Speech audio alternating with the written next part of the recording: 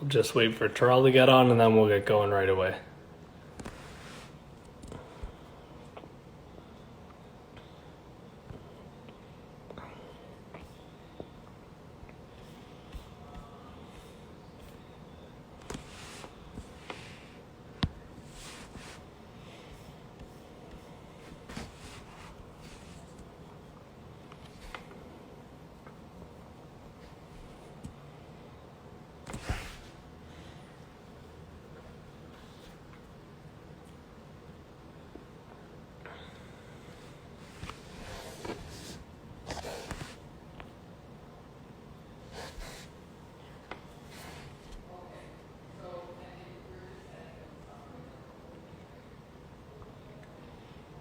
Arjun, I'm going to need to hear some defense why the 2018 team's better, because we have to ask Terrell that for sure. Who's better, 2018 or 2008?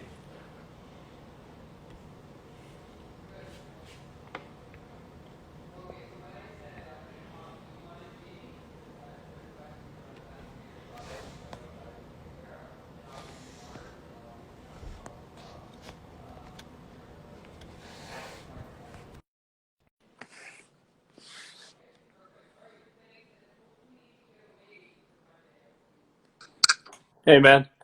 What's going on, big guy? How you doing? I'm well, just here at home right now, so trying to enjoy it. Keeping busy, right? Yeah, just with the little man upstairs and Yeah. enjoying this weather right now. Do you know when you're supposed to be going back overseas? Working on that right now. So just speaking to like a couple agents and like I don't have an agency personally, like Right. for myself, but speaking and working with a couple agents. So just trying to figure that out. Okay, nice. Yeah. All right, let's get right into this. I think this one's going to be fun. So for everyone that doesn't know, this is Terrel Bramwell. Terrell started playing with the club when he was 14U. By his 16 year, you were named, I think, Canadian National All-Star. Yeah. Obviously played on one of the greatest teams in history, right, for the OVA, given your Sure. season. You spent a lot of time with the club, and you spent time giving back to the club, and now you play overseas, with obviously some time playing at Humber. So I guess to start things off, I think I want to talk about things maybe in chronological order. So maybe talking about your time at club, Humber, then maybe some different, maybe we can talk about your training a little bit. Yeah. One volleyball league, then your pro career. Okay. So I guess to get into your 14U, right? So obviously club volleyball starts for people when they were 13U. How did you kind of join in starting 14U? So I moved to Mississauga when I was 14. So I used to live in Scarborough. And that's where I met, Kelly Smith and moved to David Leader Middle School. So I met, Andre, Jesse, Kadeem, Jordan, all the guys that grew up in this area and like played volleyball over here. They actually started the year before in grade 7 with Mr. Burton. Right. And then when I got there, I was actually late for the tryouts. I don't know if I missed all of them or just one or whatever. I missed the tryout. So I asked Kelly. It was funny because I remember it. It was right beside my locker. And there was like the gym doors and Kelly was walking in.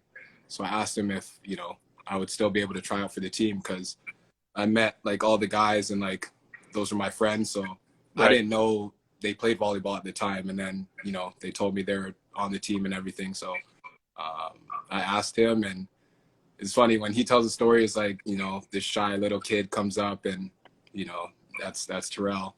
Right. So, I asked him if I would still be able to try out for the team and he said yes. He had to think about it for a while. Like he actually paused for a second and he's like, yeah, you can. So, I ended up trying out. I definitely was not good at the time. That was my first time actually playing volleyball. Yeah. But I did jump pretty high. I guess Kelly could see like the athleticism and all that. So he let me try out and I made the team and I was with the guys ever since. So. For sure. And you mentioned names Jordan, Jesse, and Dre in specific, right? Yeah. Those are guys that you've grown up with. What are those relationships like now? I still talk to all those guys. Jesse, Dre, Kadeem, they still live in the same area. They're actually like a 5-minute walk from my house, 3-minute walk from my house. So we're all in the same area, still from 14. So it's almost 15 years now. You know, I see those guys all the time. Like, we're always at each other's house at barbecues and just chilling, hanging out. So it's been those are my brothers, and you know, since 14, we've talked every day. We've, you know, played against each other. We've, you know, there's been so many battles and just up and downs and just everything with those guys. So it's fun. For sure. And then just talking about your time with the club. So obviously you said you were pretty raw when you started in 14U, but there was a lot of athleticism. What would you say was probably the biggest difference, like kind of jump for you when it came to, obviously 14U, you were like raw and didn't have a lot of talent and stuff. And then 16U being named National All-Star. What was the progression like there? I just had to learn the game. Like, it was just, everything was so new to me. You know, we practiced, it wasn't every day. It was like every other day. And it was just like the technical side of it. Like, athletically, I played basketball before volleyball. You know, I played softball. Like, I had athleticism, but volleyball is super technical. I remember, like, I was hitting balls like from left side, and my when I would swing, the ball would hit the side of the wall. Like, it wouldn't go down. It would hit like the side wall or like the back. Like, it was bad at first. So actually, after 14U, I didn't go to provincials that year. Like, I wasn't really playing. And I think my dad, like, he just couldn't take me at that day. So I missed the 14U provincials. 15U is when, like, I got a lot better. We ended up losing in the gold medal match at nationals. But what happened? I was actually a first team all-star in 15U. So that was like the year after, you know, first starting with volleyball. And then 16U is when we kind of ramped it up, and, you know, we're one of the top teams and ended up winning nationals for the first time. So that was huge.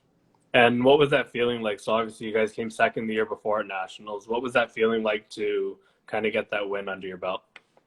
It was huge because we ended up playing Drakkar, who we lost to in 15U in Quebec. We played them in the semi-finals, I think, in 16U. It might have been semis or quarters. So we played them, the same team. They've been together, you know, their whole life as well. They play, like, you know, from middle school up until high school and club. So they've known each other, and they were a good team. But just coming back the next year and having the chance to play them again and ended up beating them and going on to the finals, it was a big win for us. For sure. And then I just wanted to jump straight into kind of your 18 national championship. So you guys obviously lost provincials that year, and that was upsetting. What was kind of the drive behind winning that national championship? For 18U? Yeah. I know we struggle with, like, injuries. It's kind of a blur, actually. Like, 18U provincials, like, I know we didn't have the result we wanted to. I remember, like, talking to Jesse about it a couple weeks ago and everything. Like, he was hurt, so Derek had to, like, step in. We did as best we could. We played hard. It wasn't like, you know, they deserved to win at that point. You know, they played a strong game. But we knew at that time it was like, we can let them have that. You know, nationals is, you know, the biggest thing that you can ever, you know, win at that point. And we knew going into nationals, like, that was our goal. Like, we weren't letting anybody stop us from that. And yeah, it was just like, that was our mindset going in. We knew we were going to win, like, regardless. Didn't matter what happened tournaments before. Didn't matter about provincials. It was just like a learning lesson, and we went on to do what we did at 18U. And then during your 18U year, there was a team, right, that was assembled. I can't remember who was on the team. I just recall Sam Schachter, Steve Hunt, a couple other guys. TSX. Yeah, and what were those battles like against that team? They were fun. They definitely brought the best out of us every time they stepped on the court. Those were guys we like grew up with and like we're friends with as well. But we're also super competitive. Like, growing up back then, like all we want to do is win. Like, we didn't care about anything else. It was just winning. And if we didn't win, then that wasn't.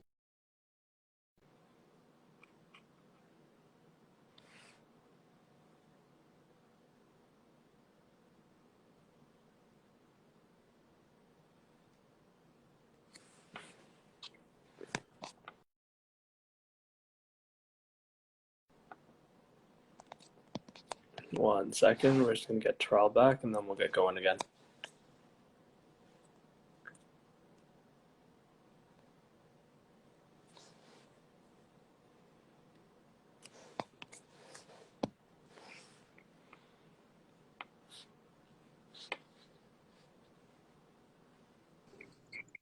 There we go. Cut out for a second. Yeah. So yeah, like I was saying, like we're just a super competitive group of guys, and all of us have the same mindset of winning. And them too, like Steve is a very competitive dude. Eric Matson as well. Sam Schachter, he's an Olympian and plays beach to this day. So we had definitely a lot of battles against them. And to this day, I still have battles against Steve and with him, and Right. could touch on the one volleyball as well. I got to play with him, and I got to play against Eric. So that was pretty cool. Like growing up from 15 and playing these guys, and then seeing how they're still doing their thing at 29, 30 years old. For sure. So I've had Jesse, Arjun, Saad. Who else have I had on? I'm just trying to think. Cole, Xander, Trent. And all of them have asked who would win, the 2018 team or the 2008 team. Maybe you can give me a little bit of insight and perspective on what you think. That's it's pretty easy. Do I have to say it? Like no. And so why do you think that's the case? We were just different, man. Like we had a different level of compete, like from top to bottom. Like we could put a guy that was not a starter and put him on the court, and it didn't matter. Like we were still at that same pace, that same level. Everybody had the same mindset. There was no weak links on the team. I don't know. Like I don't think anybody would have beat us in a actual series or whatever. Like, yeah, you might get one set, one game, whatever. But when it was like go time, like there's nothing stopping us. We had our mindset on, winning 18U, and that's what we did. And we did it against one of the best teams like that was ever, assembled as well from Manitoba. For sure. We didn't get the chance to play TSX again. We would have loved to. I know they're still upset about how things worked out and with the pool play and not getting to play us in the semifinals. So, or at quarterfinals since they lost to Manitoba. But like it was, we were just different, man. And I don't know how to describe it, but when you get on the court, you just have to prove it. And right. we just did that. And 2018 had a great team as well. Like I didn't get to really see them play. I always heard from Jesse and the guys that were still coaching. But yeah, I don't think they would have been able to. And so just talking about that mentality and stuff, how much do you think that came from like Kelly and Dean? How much do you think it came from? Kelly and Dean, like your mindset and stuff. No, it was a lot to do with them. Kelly used to tell us stories about, Mike Tyson, and, we had a thing with our club where in between sets, he would just yell out, Tyson. And we would because Mike Tyson would come to the boxing arena with no suit on, no nothing, just he's ready to fight. He's greased up and he's walking out ready. And he's ready to kill. So that was Kelly's thing. Just after we win a set, Tyson get to the next side, sit down, get ready to go back in there. So he drilled in that like intensity for us for sure. And Deem has always been like the backbone of the club. I know, you have your every memory with Deem yourself, and all the guys from afterwards have their memories. Deem was Dean was the man. Like, he did everything for us on and off the court, mentally, just getting us prepared. You could ask him anything. He's telling you what he sees on the court, which is different than being on the court, because you get to see things off the court that you don't see on the court. Right. And Deem just knew everything. Like, he knew his stuff statistically. Deem was just a great guy. For sure. And I guess moving on to now to your time at Humber, right? Playing under Wayne and stuff. What were maybe the differences in coaching styles between the two coaches? What was the differences? Yeah. I just think we were older. Like, everybody had on the coaching staff their style of coaching. Like, Wayne knew how to talk to each guy and like coach each individual. Hank was super old school, and he was about his business, and if you were messing around, then he'd let you know. Back in the day, he used to like say how you get bamboo and like hit his players and all that. Right.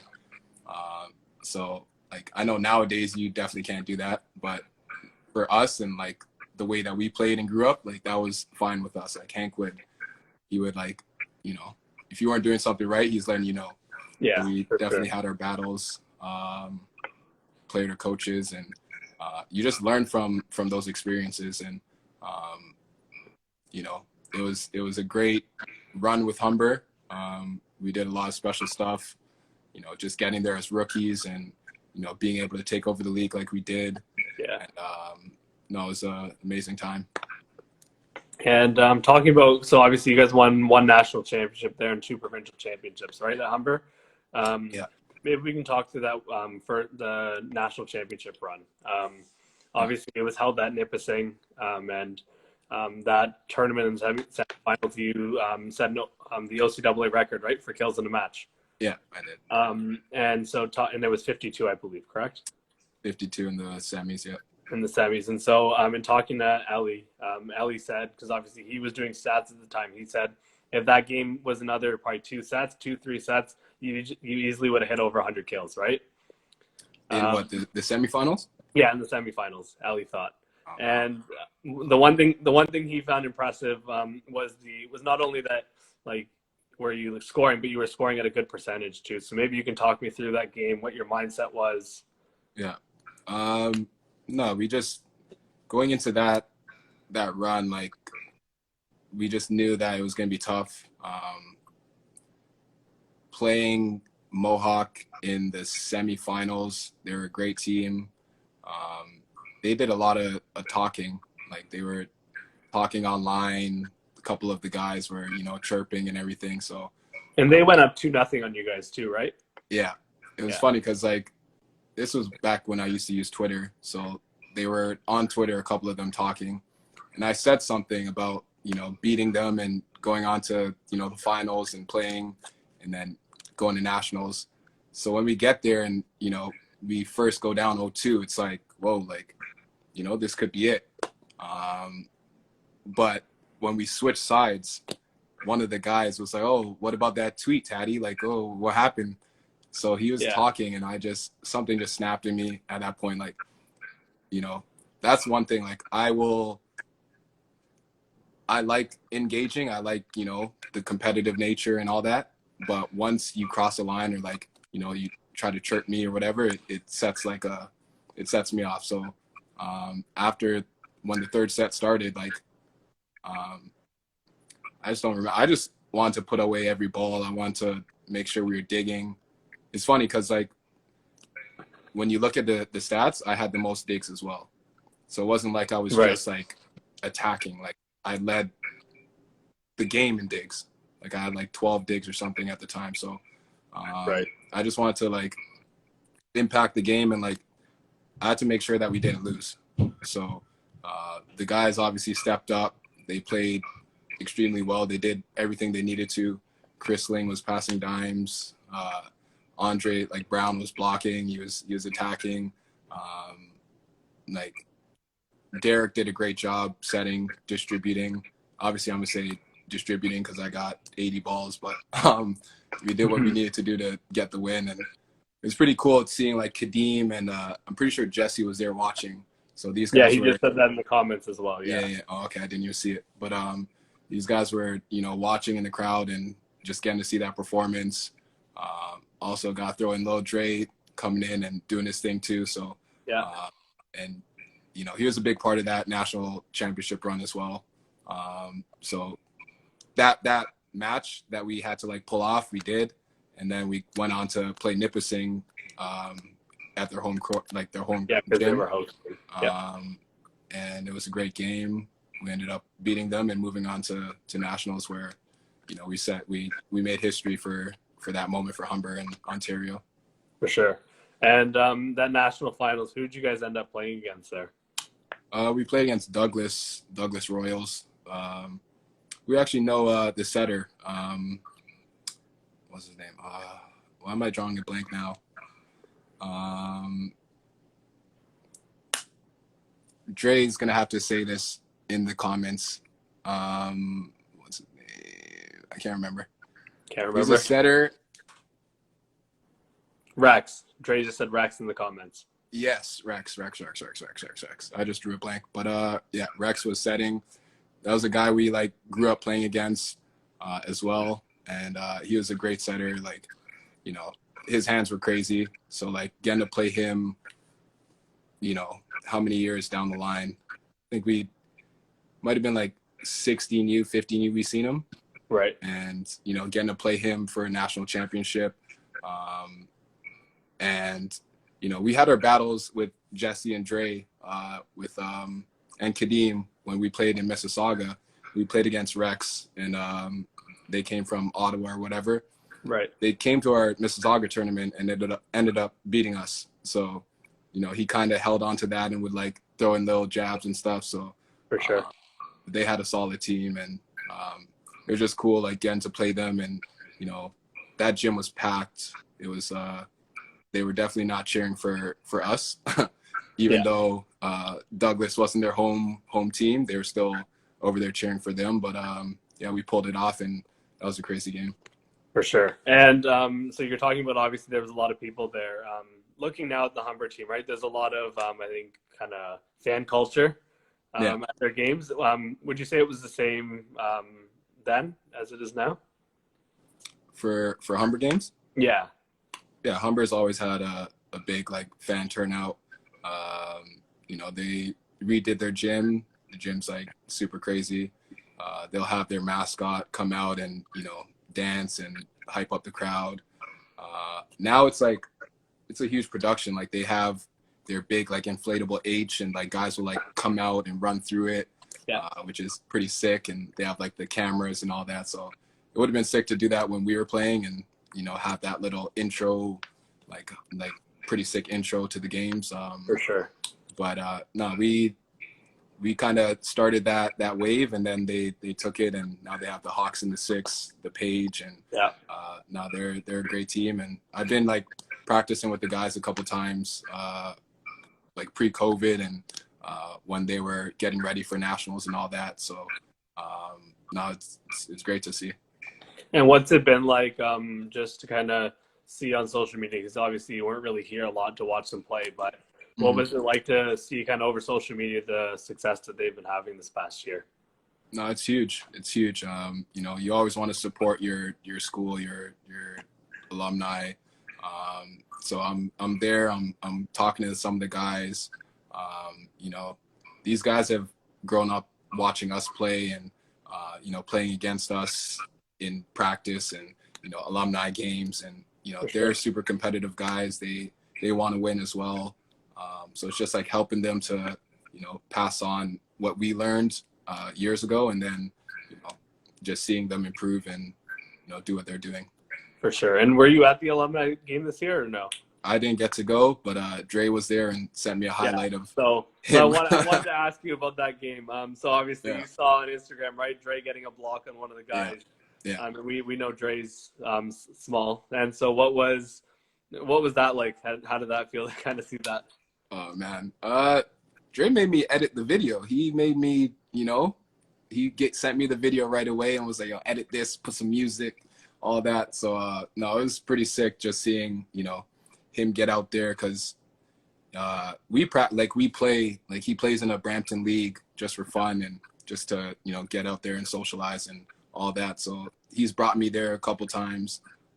We have fun and it gets competitive over there. Like these parents and former players of college and uni teams, they go there just for fun. But when you step out there, they want to win too. So Sure. Dre, I already know how high Dre jumps and what a great player he is. So like that didn't surprise me, like him getting up there and blocking, but it was a big block. It was pretty huge. I guess I want to move over to this just because there's a lot of questions here about it. Okay. Just about training programs, just about jumping. So obviously, Yeah. you're known around the world, right, for being able to jump, right, hit balls and all that. Yeah. And so I guess maybe you can talk to me about some kind of key exercises you do in your training program and maybe where you're at with training now and stuff. So everybody's body's different.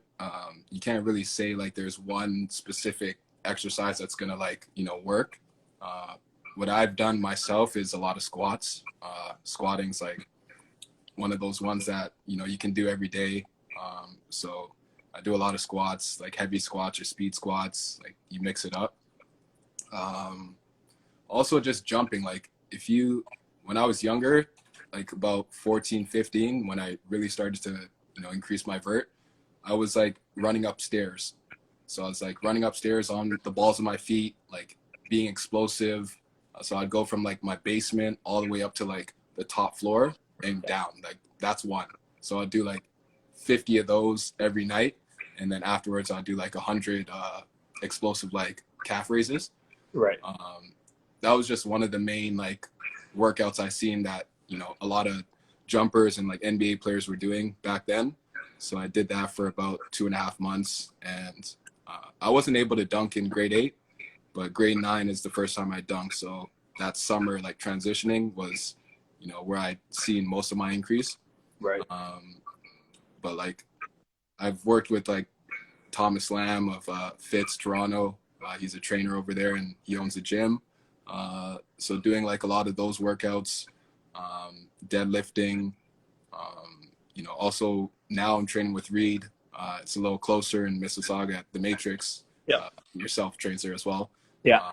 So just doing a lot of stability work, a lot of like strengthening of my joints, Injury prevention, and just working on flexibility. I think flexibility is like super underrated, and I used to be very flexible and then had knee surgery a couple times, and then kind of got lazy with like stretching after workouts and all that, but stretching more now, and that's definitely helping a lot. So.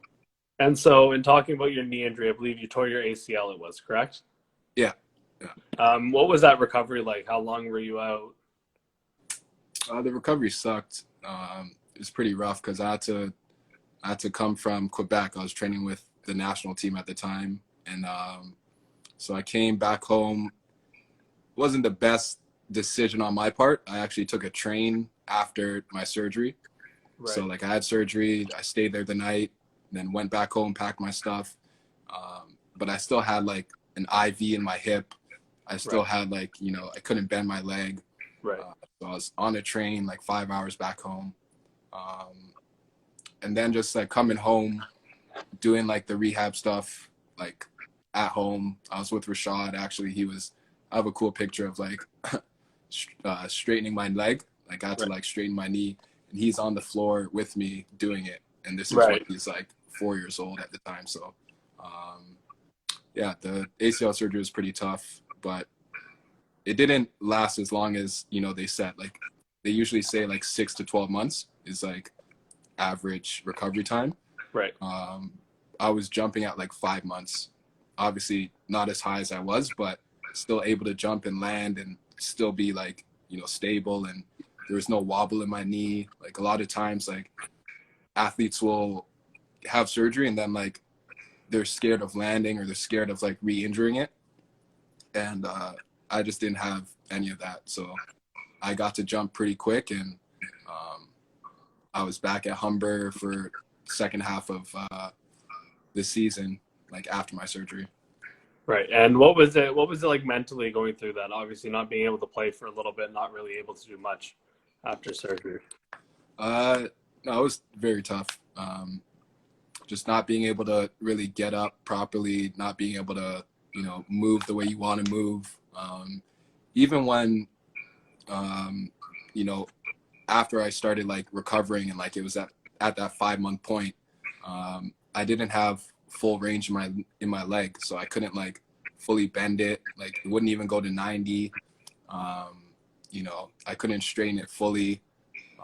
So it was just like very tough, like being on the court and not feeling the same, like not feeling as explosive as I was. But like it's something that you just had to like work through, and like after a while, like I got it back. So I've always been mentally tough. Like that's one of the things that I can say personally in my career. Like I haven't had an issue with that. Even if things aren't going well, like you can't dwell on like the negative. And that's like one thing that, Kelly's instilled in us from Humber, like Wayne and the guys have instilled, just being accountable and being like, just being mentally strong and focused. So yeah, that's been huge. Right. And then I guess I want to talk about your pro career before we start about One Volleyball. Maybe you can start off with just listing kind of where you've played and stuff. Yeah. So, I got to like professionally. Yeah. So my first year was in Israel. I got to play in Jerusalem. Second year, I got to train and play in Thailand. My third year, I played in Lebanon, and Lebanon has a shorter season. I played in Lebanon the next season after that. And then this past year, I got to play in Dubai from August till like October before I came home. And then I was looking for another contract, and COVID kind of happened, and it just didn't make sense to leave. So just been waiting ever since. And would you say there's one city out of all those that you've played in that you maybe prefer?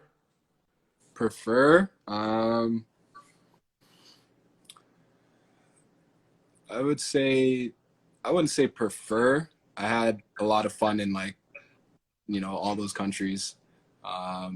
Probably had the most fun in Lebanon with two of my Brazilian teammates, Right. Lucas and Douglas. So Douglas was actually here in the chat, so that was pretty cool. But they're players from Brazil. They live in two different cities, but they knew each other. And playing and getting to know them, it was a lot of fun. Like at first it was like kind of weird, like these guys were, they knew each other and I didn't, so coming into the same house as them, it was like they had their little thing. And just like after a while, like we became like bros, and I talk to these guys all the time. I got to play with Lucas 2 years actually, so we played the first year in Lebanon. And the second year, he got to come back and set for us. So definitely party with them, and had a lot of fun. So Have a lot of fun. That was probably the one place. And you talked about the two guys being from Brazil, right? And obviously playing in different countries around the world. What's it been like in terms of like language barrier and stuff? With like the language barrier, like does everyone know how to speak English? No, like they can speak English. Like a lot of places you go, like a lot of the foreigners will also speak English. Some better than others, but it's such a universal language. Like even in Brazil, they say like a lot of people can still speak English or choose not to. But they also travel the world as well, so they're used to like Douglas has been to 8 or 7 Middle Eastern countries. He's been able to speak the language. I learned a little bit in Lebanon my first and second year. So shui shui. So that's like a little bit. Right. But like the language barrier, I think that was the toughest thing my first year in Israel.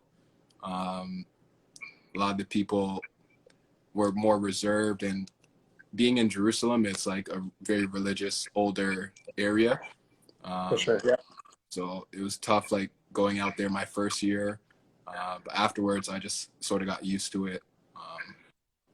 And it's a lot easier, like staying here and like training with Team Canada. A lot of the people over there speak like French, so Right. you know, I understand a little bit of it, but the language barrier moving to like the state, like not the states, to overseas was kind of hectic. So. Right. And then I guess moving on to one volleyball, right? You played with and against a lot of some of those guys growing up, between club and also college, your college career, and then obviously some time training it with national team. Maybe you can talk me through, everyone has obviously seen the video of you roofing a ball at Ryerson. Yeah. Maybe you can talk me through that, that little kind of bounce off. So that bounce off happened like right before the finals. So, right. You know, we just had the semifinal match, and then they changed the setup to make it a full court finals game. So we were kind of tired. Steve Hunt actually didn't want to do the bounce off. He should have been in it too, because he bounces like crazy. But he wanted to like save his energy for the match, which was smart. And they just wanted me to do it, obviously. So I did, and going up against like, you know, a lot of guys, Uchenna, Taylor Hunt, which is Steve's brother. Yeah, Steve's brother. Who I got to play with in Thailand as well, so it was pretty cool.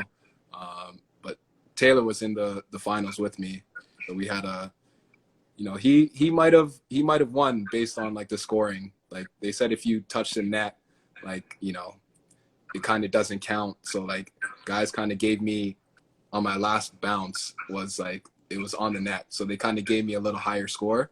But right before that, I did roof it, which was, you know, that was my goal. Like every time I get to a gym, like if I can roof it, like I'm gonna try to roof it. So For sure.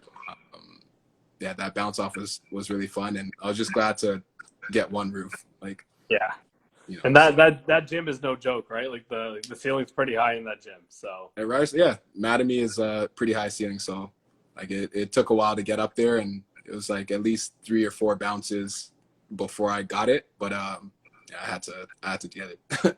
And then after winning that, obviously you guys played in the finals. Do you think kind of winning that maybe helped you have the performance you did in the finals? I don't know if it helped. It might have, you know, tired me out a little bit, just jumping that much. But no, it was fun. Like I just wanted to put on a show for the crowd, and you know, there's a pretty big turnout for that game, for that little setup. But it was really fun just battling against the guys. You know, I think that was the first year, so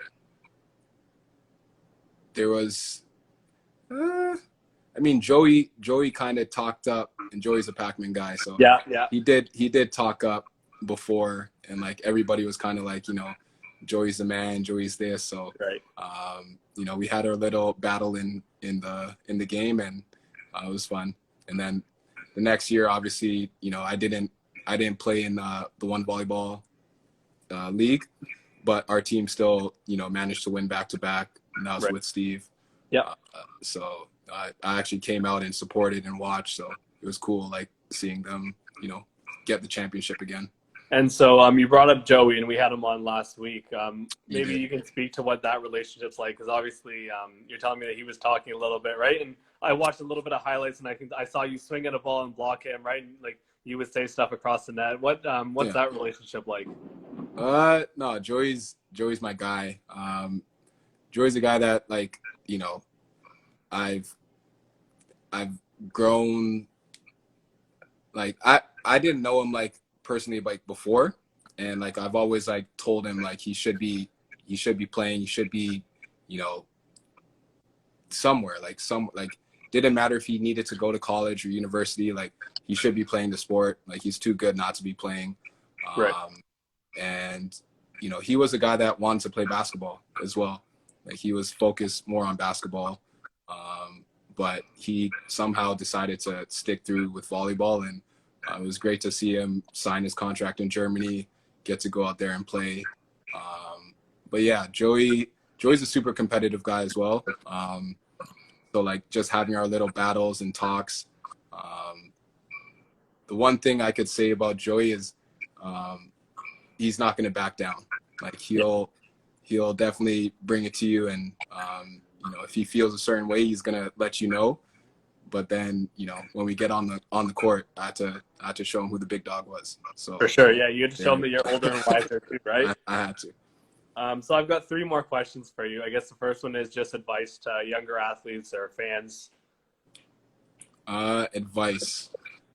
I would just say, you know, every time you step out on the court or in a gym, just try to be better than you were, like right before you got in. If you want to set goals for that day, you set them and try to reach them. I know that helps with a lot of people, like just having something in their head or down on a paper or something, just to say like, okay, like I've gotten here or I'm almost there. What do I need to do?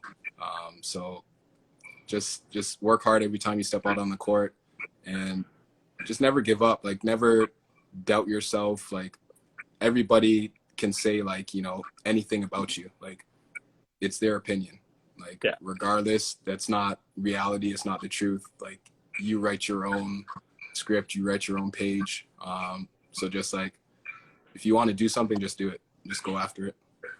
For sure. And then some future goals for yourself. Future goals. I have a lot. Like I want to play as long as I can. So as long as my body's healthy, I'm going to be, you know, training. I'm going to be working hard. Hopefully I'll be able to, you know, sign in Europe and play there. I've played in the Middle East. I played in Asia. So hopefully I get a chance to play in Europe. Also after volleyball, just giving back to, you know, just the youth, the kids. You know, my son is, you know, starting, you know, playing high level sports now. He's playing soccer. He's not into, well, he is into volleyball, but he's not in the sport yet. Yeah. He's not on a team yet, but he's done like the camps. He's done the Pac-Man camp. He's done the Unity camp as well. So, you know, he's a very athletic guy, and, you know, he's growing, man. He's already size 8.5, like almost 9. And he's, wow. Yeah, he's young. Yeah. His feet are huge. So and he's so going to be a big boy. And yeah, that ties me into kind of my last question with just talking about Rashad. Well, how big of a like maybe you can talk a little bit about the evolution of the club, right? Because obviously you came in when the club first started to now see where it is with your son doing different camps and stuff. Yeah. No, it's huge. Like, you know, growing up, this is like what you kind of, you know, you get to sit back and like years later, like see like all the progression. And my pathway was a little different than everybody else's because, you know, I had a son like super early. So just getting to like see him grow and mature, and it's helped me mature as a person as well. You know, and the guys like Dre, Jesse, Kadeem, like they've been around Rashad. They've, you know, they're like uncles to him.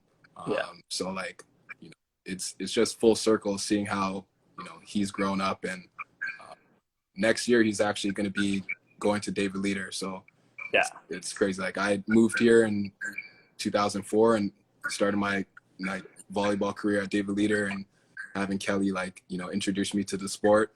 And now like, you know, 11 years later, Rashad's coming in, yeah. Well, doing like, this thing, not 11, but 15 years. Like Rashad's here. He's going to be at the school, and it's just crazy to see. For sure. Well, thank you so much for coming on. That was awesome. Best of luck next season, finding your pro contract, and I'm sure I'll see you at the gym once things kind of open up again. No, I'm definitely gonna see you. I gotta out deadlift you. You're out here. Yeah, doing 3, for 4 sure. plays. you gotta get Dre back in there too. We gotta get Dre back. Dre's gonna pop through. He's coming. Yeah, we gotta get Dre back in there too. I appreciate it, bro. Yeah, no worries. Thank you so much. All right, man. See ya. Peace, guys. All right, guys. This week, Friday, we have Kareem on. I know last week I said that things ended up not working out just due to busy schedules, but Kareem will be on this coming Friday.